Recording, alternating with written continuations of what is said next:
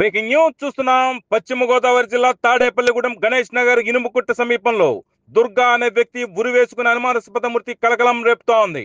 పాత ఇంటి నుంచి ఖాళీ చేసి ఇటీవలే వేరే కొత్త ఇంటికి వెళ్లిపోయిన మృతుడు, అతని కుటుంబం.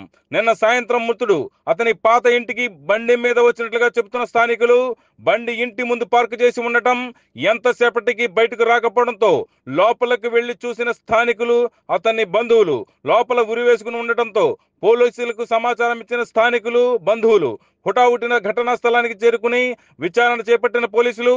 అయితే ఇటీవల మృతుని కుమార్తెకు నిశ్చితార్థం జరిగిందని, ఆమె మైనర్ కావడంతో తన కుటుంబ సభ్యులు బలవంతంగా తన కుమార్తెకు వివాహ ప్రయత్నాలు చేస్తున్నారని మృతుడు దుర్గారావు పోలీసులకు ఫిర్యాదు చేసినట్లుగా అత్యంత విశ్వసనీయ సమాచారం అందుతోంది. ఈ క్రమంలో పోలీసులు కుటుంబ సభ్యులను పిలిచి పెళ్లి వాయిదా వేసుకోవాలని, మైనార్టీ తీరాక మాత్రమే పెళ్లి చేసుకోమని హెచ్చరించినట్లుగా తెలిసింది.